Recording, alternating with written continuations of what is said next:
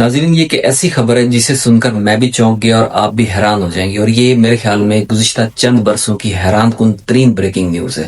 اور یہ ایسا معاملہ ہے کہ جس کے بارے میں کوئی تصور بھی نہیں کر سکتا تھا۔ امریکہ نے جو ایران پر سرپرائز اٹیک کیا اسرائیل کی مدد سے، اس کا نام تھا آپریشن ایپک فیوری۔ اس ایپک فیوری کے پس منظر میں کیا اغراض و مقاصد سے اور کس طریقے سے کون سی رجیم چینج کرنی تھی، یہ ہمارا آج کا موضوع ہے۔ اور اس میں جو حیران کن بات سامنے، ایک ایسی شخصیت کا نام سامنے آیا کہ جس کے بارے میں کچھ تصور بھی نہیں کر سکتا تھا کہ یہ شخص بھی ان کے لیے کام کر سکتا ہے۔ یہ وہ شخص ہے جو سابقہ ایرانی صدر تھا، صدارت کے عہدے پر فائز رہا، امریکہ اور اسرائیل کے خلاف ہارڈ لائنر پریزیڈنٹ کے طور پر مشہور تھا، اور اس نے ایک طویل عرصہ تک امریکہ اور اسرائیل اور مغرب کے ایوانوں میں بہت زیادہ تھرتھلی مچائی ہوئی تھی، بہت زیادہ مشکلات پیدا کی ان کے لیے۔ اس شخص کے بارے میں کیا پلان کیا گیا؟ یہ جو کہا جاتا تھا کہ رضا شاہ پہلوی کو یہاں پر انسپلانٹ کیا جائے گا امریکی نمائندے کے طور پر، یہ جو رجیم چینج آپریشن تھا، اس کا بنیادی مقصد یہی بتایا جا رہا تھا کہ رضا شاہ پہلوی جو شاہ ایران کے پوتے ہیں، انہیں یہاں پر صدر یا بادشاہ نامزد کیا جائے گا۔ جو بھی ڈیموکریٹک یا ڈیموکریٹک پروسیس ہے، اس کے ذریعے سے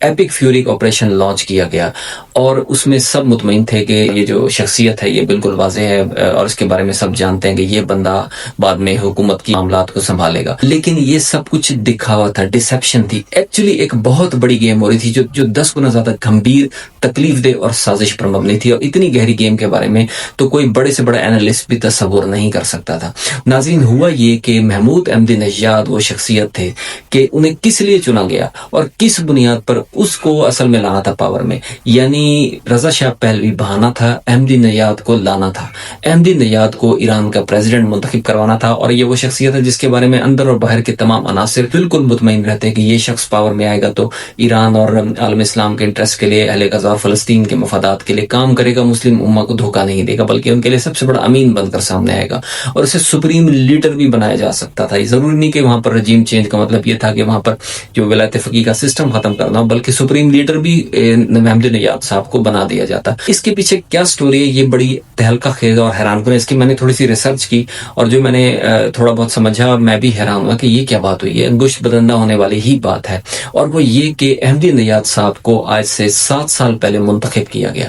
ان کے متعدد دوروں، ان کی مشکوک سرگرمیوں کی وجہ سے IRGC یعنی پاسداران انقلاب ایران نے انہیں نظر بند پہلے کیا تھا، 3 مرتبہ نظر بند ہوئے، اور پہلے 2018-19 میں ہوئے۔ اس کے بعد انہوں نے مختلف مواقع پر 19، 21 اور 24 کے الیکشنز میں صدارتی امیدوار کے طور پر حصہ لینے کی کوشش کی گئی، لیکن ان کی مشکوک سرگرمیوں کی وجہ سے IRGC نے یا پاسداران انقلاب کے کہنے پر خامنائی صاحب نے، یا سپریم کونسل جو ایران کی جو اصل پاور سینٹر ہے ایران کا، جس کے لیڈر ولی فقیہ خامنائی صاحب تھے، اس نے ان کے صدارتی نومینیشن کو مسترد کر دیا۔ انہیں 3 دفعہ ہٹانا میرے لیے بھی ان دنوں حیران کن تھا کہ علی خامنائی صاحب ایسی ایماندار شخصیت کو، ایسی نظریاتی دلیر شخصیت، احمدی نژاد جیسی شخصیت کو کیسے منظر عام سے ہٹا رہے ہیں، صدر نہیں بننے دے رہے۔ مجھے بڑے بعض دفعہ ناراضگی بھی ہوئی، اس پر کچھ لوگوں نے، وہاں کے میڈیا نے بھی تنقید کی۔ اس دوران جو احمدی نژاد کی سرگرمیاں تھیں، یہ ایران کے موجودہ جو ولایت فقیہ کا سسٹم ہے، خامنائی صاحب ہے، حکومت ہے، اور حکومت کی سخت گیر پالیسیز کے اوپر وہ شدید تنقید کرتے نظر آئے۔ ویسٹرن میڈیاز کو انٹرویو بھی دیے۔ اس طرح انہوں نے 10-12 غیر ملکی دورے بھی کیے۔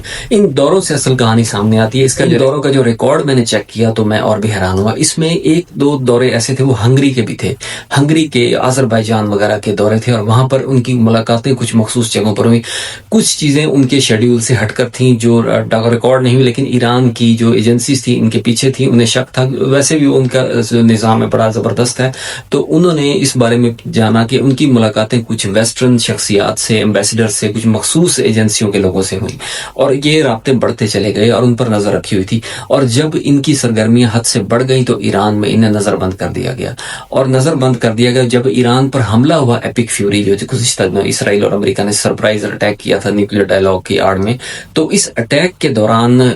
آپ کو یاد ہوگا کہ احمدی نژاد کے گھر پر بھی ایک حملہ کیا گیا تھا، اور وہ ہم پہلے دن یہ خبر چلی کہ وہ شہید ہو گئے ہیں۔ سب نے فاتحہ پڑھ لی تھی، اعلان کیا جی بڑی زبردست شخصیت تھے، بڑے نظریاتی انقلابی انسان تھے، عظیم انسان تھے، یہ جی غریب آدمی تھے، کربلا میں جا کر جھاڑو دیا کرتے تھے، یہ ساری باتیں سنی۔ لیکن اگلے ہی دن وہ منظر عام پر آئے، قبرستان میں ایک فیونرل میں شریک ہو رہے تھے، تو میں حیران ہوا کہ یہ کیسے خبر چل گئی، کہ ایرانی میڈیا نے بھی خبر چلا دی کہ جی وہ شہید ہو گئے، لیکن وہ بالکل صحیح سلامت تھے۔ ہوا کیا، اس کی سٹوری بھی بعد میں سامنے آئی، سن کر اس سے بھی آپ چونک جائیں گے۔ اور وہ ایپک فیوری آپریشن کے دوران جہاں امریکہ اور اسرائیل نے خامنائی صاحب اور ولایت فقیہ سے منسلک اور ایرانی لیڈرشپ سے منسلک اہم شخصیات کو ہلاک کرنا تھا، وہاں پر ایک اہم پلان اور بھی تھا، ایک اور منصوبہ بھی زیر گردش تھا پینٹاگون کے ایوانوں میں، اور اس پر بڑی سختی سے اور بڑی احتیاط سے، انتہائی احتیاط سے عمل کرنا باقی تھا، اور وہ یہ تھا کہ کیونکہ احمدی نژاد کو ان کی مشکوک سرگرمیوں کی وجہ سے اور مشکوک لنکس، رابطے اور ملاقاتوں کے سبب گھر میں نظر بند کیا ہوتا تہران میں جس علاقے کالونی میں وہ نظر بند تھے، وہاں پر پولیس کا پہرا تھا، گارڈز، ریولوشنری گارڈز ان کے گھر کا پہرا دے رہے تھے،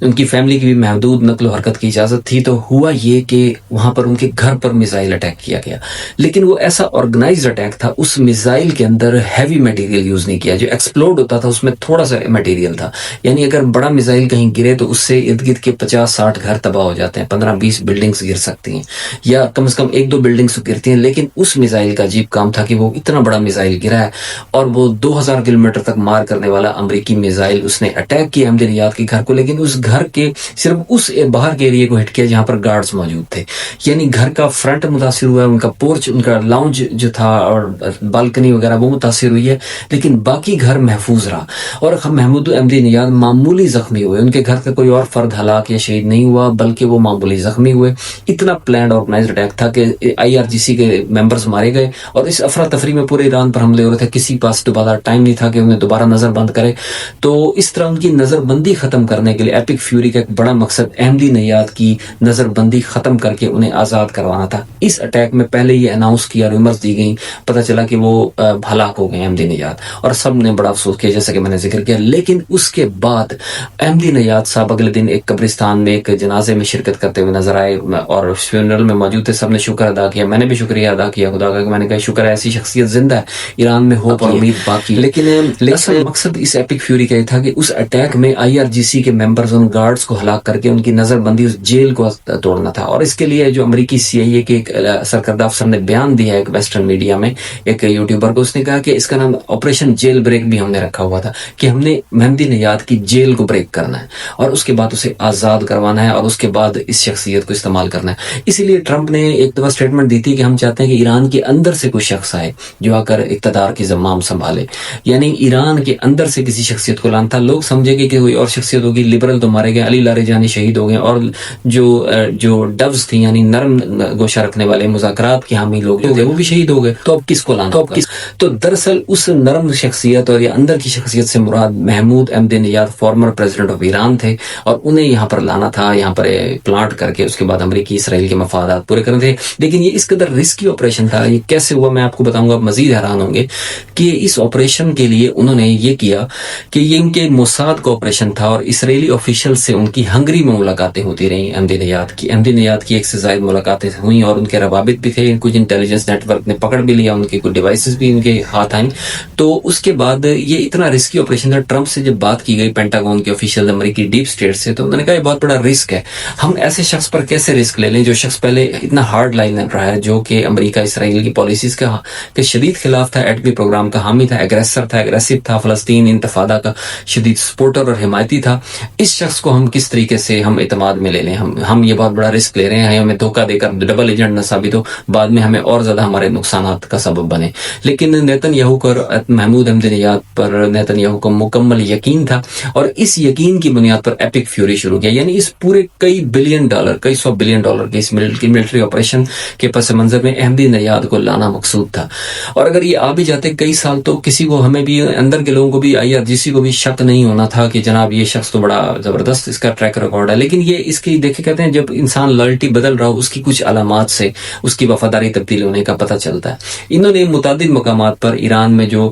مذہبی پالیسیز ہیں ان پر تنقید شروع کر دی تھی، حالانکہ اپنے دور میں تہران میں بڑی سخت مذہبی پالیسی نافذ کی، لیکن یہ انسان دیکھیں، اس سے انسان کا قلب بدلنے کی ماہیت کا اور حالات کا پتہ چلتا ہے، کوئی انسان کبھی بھی چینج ہو سکتا ہے۔ تو لالچ تھا، خوف تھا، لالچ زیادہ ہوگا اور کوئی وجہ نہیں کہ انہیں پاور میں لانا تھا، اور اس کے بعد یہ بیانات بھی دیتے رہے، خامنہئی صاحب کی مخالفت کرتے رہے، ہر معاملے میں یہ رکاوٹیں ڈالتے رہے، اور پبلک میں پاپولر تھے، لوگ ان کی بات سنتے اور مانتے تھے، اس لیے عوام میں بھی ان کی فین فالوئنگ ڈیولپ ہو گئی، اور انقلاب ایران کے خلاف آوازیں مزید توانا ہونے لگیں۔ اور کہا جاتا ہے کہ جو ایران میں جو پروٹیسٹس ہو رہے تھے، جو مظاہرے ہو رہے تھے انقلاب کے خلاف چند مہینے پہلے، جس پر ایران نے ایک آپریشن کیا، ہزاروں افراد مارے گئے، یہ بات درست ہے، تو اس آپریشن ان جو مظاہروں کو بھی در پردہ احمدی نژاد کی سپورٹ حاصل تھی، وہ اس میں مختلف لیڈرز سے رابطے میں تھے، یہ ساری سٹوریز اب کھل کر سامنے آ رہی ہے، یعنی اتنا بڑا پلان، اتنا بڑا بڑا دھوکہ, اتنی بڑی سازش پنپ رہی تھی اور کسی کو خبر نہیں تھی. اگر یہ آپریشن ایپک فیوری کا مقصد رجیم چینج آپریشن کامیاب ہوتا اور رضا شاہ پہلوی کو لوگ سمجھ رہے اسے لائیں گے, ایک دم رضا شاہ پہلوی کو اٹھا کر امریکہ کہتا نہیں ہم اندر سے کوئی لائیں گے, تو احمدی نژاد کو لے آتے, تو لوگ حیران ہو کر اس بات کو تسلیم کر لیتے. ایران میں بھی جشن منایا جاتا کہ اتنی زبردست شخصیت آ گئی. اور اس کے بعد اس نے اسرائیل سے بھی تعلقات نارملائز کرنے تھے, اور ایران کے ساتھ سارے وہ ایٹمی پروگرام بھی کمپرومائز کر دینا تھا, اور مسلم ملکوں کے لیے انقلاب ایران کے لیے ایران کے ایٹمی اور دفاعی پروگرام کے لیے مستقل خطرہ بن کر اسے ختم کر دینا تھا. اس پلان کو IRGC نے بھانپ لیا, اور اس وقت احمدی نژاد دوبارہ نظر بند کر دیے گئے ہیں. تو فرینڈز, اگر یہ آپریشن ایپک فیوری کامیاب ہو جاتا اور احمدی نژاد ایران کے پریزیڈنٹ بن جاتے, تو اس کے بعد اس نے ہر ملک کی بینڈ بجانی تھی. موجود ملک, مسلم ملک جو فلسطین کی انتفاضہ, غزہ کی موومنٹ کو پہلے ختم کرتا تھا مکمل آفیشلی, یعنی جو ایگریمنٹ کر کے وہ آ رہا تھا, جس کے لیے اتنا بلینز ڈالرز پر مبنی آپریشن, اتنا ہائی رسک آپریشن لانچ کیا گیا, یقیناً اس سے کچھ کمٹمنٹس اور امیدیں بھی وابستہ ہوں گی. تو اس سے جو کچھ بھی کروانا تھا وہ اس قدر تہلکہ انگیز ہوتا عالم اسلام کے لیے کہ عالم اسلام کی بنیادیں ہل کر رہ جاتی. لیکن اس شخص کو بر وقت, اس کی ہیڈس آف اور IRGC کے ان کی انٹیلیجنس نے اسے بر وقت بھانپ لیا, اور اس شخص کو اقتدار میں آنے سے, پاور میں آنے سے روک دیا. جو ہمارا ہیرو تھا آج بالکل زیرو, بلکہ ایک ٹرم کوٹ, ایک دہشت گرد ایجنٹ ثابت ہوا. ایک ایسی افسوسناک شخصیت, یہ اس سے کہتے ہیں کہ کسی بھی شخص پر, بندوں پر اعتبار نہیں کیا جا سکتا. ہر انسان انتہائی انپریڈکٹیبل ہے. ہر انسان کی, کسی بھی انسان کی شخصیت کے پس منظر میں کیا شخصیت چھپی ہوئی ہے کوئی کچھ نہیں کہہ سکتا. اس لیے کبھی کسی پر اعتبار سوائے مقدس ہستیوں شخصیات کے نہیں کیا جا سکتا. احمدی نژاد ایک کیس ہے. میں آپ کو ایسی اگلی ویڈیوز, اگر آپ نے امام مہدی سیریز کی ویڈیوز نہیں دیکھی تو وہ دیکھیں, اس میں آپ کو مزید کنٹینٹ ملے گا کہ جس میں ہم بتائیں گے زمانہ آخرت میں کیا سب کچھ ہو رہا ہے دنیا میں, اور اگر یہ اینڈ ٹائمز نہیں بھی ہے تو بھی اس کی پریپریشنز کیسے کی جا رہی ہے اور ہم نے کیسے تیار رہنا ہے. ہم نے ایک سیریز شروع کی ہوئی ہے, تو امید ہے آپ ہمارے ساتھ رہیں گے.